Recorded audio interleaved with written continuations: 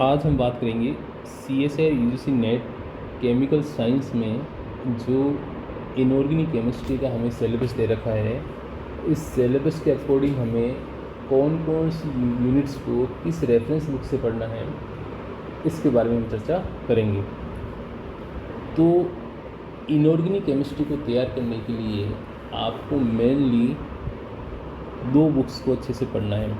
सबसे पहले आप शुरुआत करोगे जेडली और उसके बाद आपको पढ़नी है जेम्स ई हुई। इन दोनों बुक्स को आपको अच्छे से पढ़ना है, तो जो इनऑर्गेनिक केमिस्ट्री वाला जो पार्ट है वो आपका अच्छे से तैयार हो जाएगा। ठीक है, और ये दोनों ही रेफरेंस बुक है और इन रेफरेंस बुक्स में से नेट में क्वेश्चंस पूछे जाते हैं। अब सबसे पहली जो यूनिट है केमिकल पीरियोडिसिटी वाली, तो उसमें आपको सबसे पहले जेडली वाली जो बुक है उसको पढ़ना है। उसके बाद आपको जो कुछ एडवांस टॉपिक है वो जेम्स ई हुई वाली बुक से तैयार करना है। फिर सेकंड यूनिट आपको दे रखी है structure and bonding in homo and hetero molecules including shape of molecules. तो इसमें भी हमें वही ट्रेंड रखना है जेडली, उसके बाद हमें जेम्स ई हुई जो बुक है इसको पढ़ना है। ठीक है, फिर हम बात करते हैं थर्ड यूनिट की, concepts of acid base hard soft acid base concept non aqueous solvent.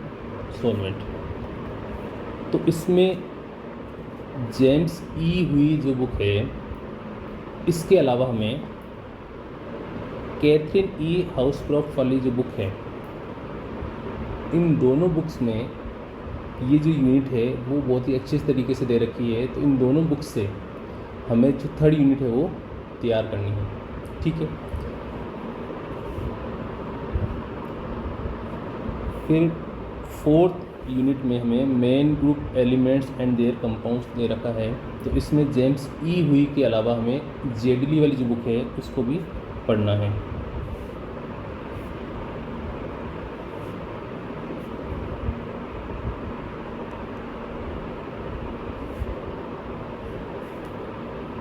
फिर बात करते हैं अगली यूनिट की, जो हमें दे रखी है transition elements and coordination compound. तो इसमें भी वही ट्रेंड रहेगा, जो बेसिक आपके कोऑर्डिनेशन कंपाउंड वाला जो चैप्टर है या जो पार्ट है उसको आपको जेडली वाली जो बुक है उससे तैयार करना। इसके अलावा जो एडवांस टॉपिक है, फॉर एग्जांपल जैसे bonding theories, spectral and magnetic जो प्रॉपर्टी है, इसके अलावा जो रिएक्शन मैकेनिज्म वाला जो पार्ट है वो आपको जेम्स ई हुई की बुक में अच्छे से मिलेगा। और कई बार हुई वाली बुक से एचटीएस क्वेश्चन पूछे जाते हैं। फिर बात करते हैं अगली यूनिट की, जिसका नाम है इनर ट्रांजिशन एलिमेंट, यानी एफ ब्लॉक एलिमेंट की बात कर रहे हैं। तो उसके लिए केवल और केवल आपको जेडली की जो बुक है उसको अच्छे से पढ़ना है। इससे आपका जो एफ ब्लॉक वाला जो पार्ट है वो अच्छे से कवर हो जाएगा। फिर नेक्स्ट यूनिट की बात करते हैं ऑर्गेनोमेटेलिक कंपाउंड्स। तो इसमें भी आपको दो बुक्स को अच्छे से पढ़ना है, जेम्स ई हुई और इसके अलावा कैथरीन ई हाउसक्रॉफ्ट वाली जो बुक है उसको ढंग से पढ़ना है इस यूनिट के लिए। ठीक है, इन दोनों बुक्स को आपने अच्छे से पढ़ लिया अकॉर्डिंग सिलेबस, तो आपको कोई एग्ज़ाम में कोई प्रॉब्लम नहीं आएगी। फिर बात करते हैं अगली यूनिट की, केज एंड मेटल क्लस्टर। तो इसके लिए आप केवल जेम्स ई हुई की जो बुक है इसको पढ़ सकते हैं। फिर बात करते हैं एनालिटिकल केमिस्ट्री की। तो इसके लिए